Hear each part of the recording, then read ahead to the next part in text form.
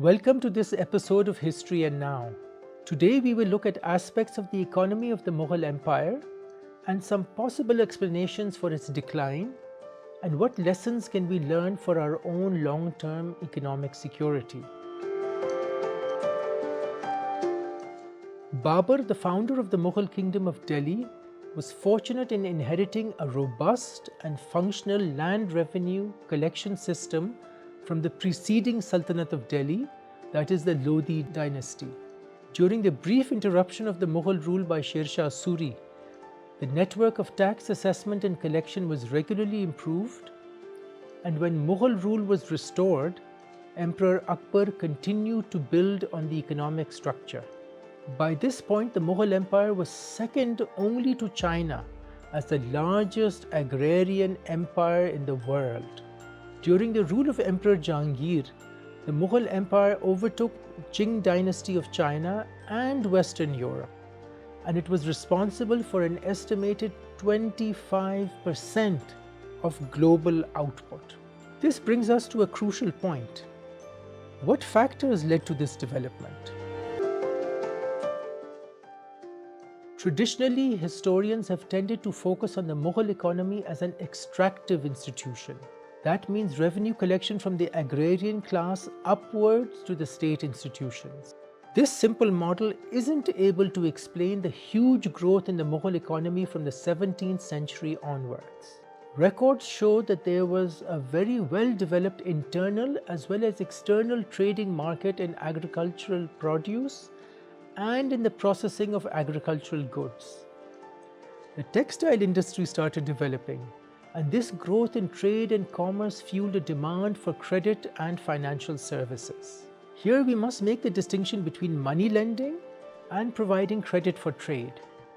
Money lenders usually only dealt with farmers and landowners, and they tended to operate mainly in the local taluka or administrative unit. Bankers, on the other hand, accepted deposits and gave credit by written orders of payment called hundis.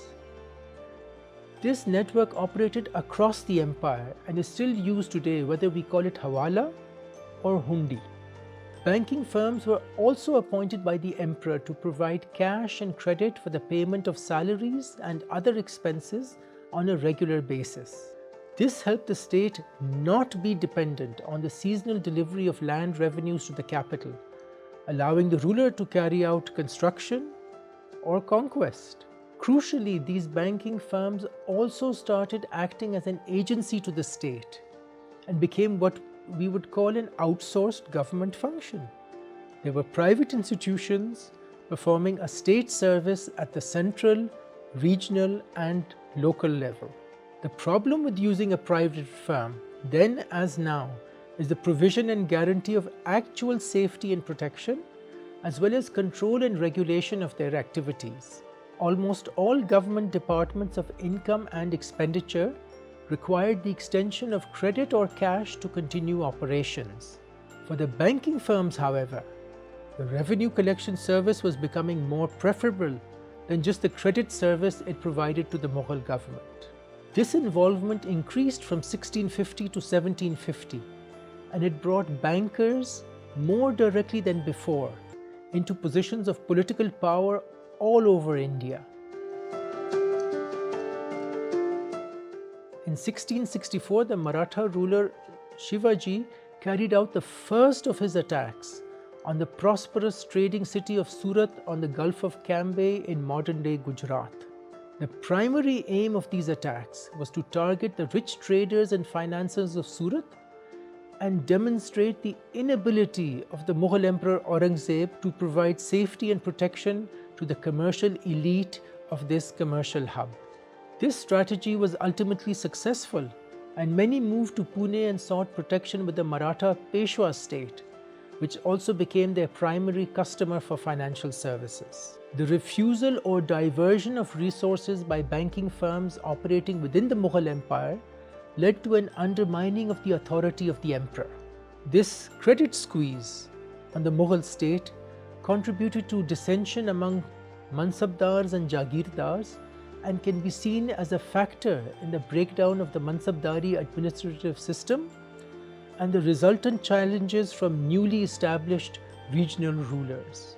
Lack of credit from banking firms may have also led to the increasing burden of taxation and consequent zamindar-peasant rebellions throughout the Mughal Empire. Unpaid or delayed salaries led to a loss of motivation amongst the soldiers. This was especially crucial at the eve of military operations such as the 27-year-long Deccan Campaign, also known as the Mughal Maratha Wars of the 1680s. These economic decisions made by the banking firms offer us a crucial window into looking at the decline of the Mughal Empire in the 1700s.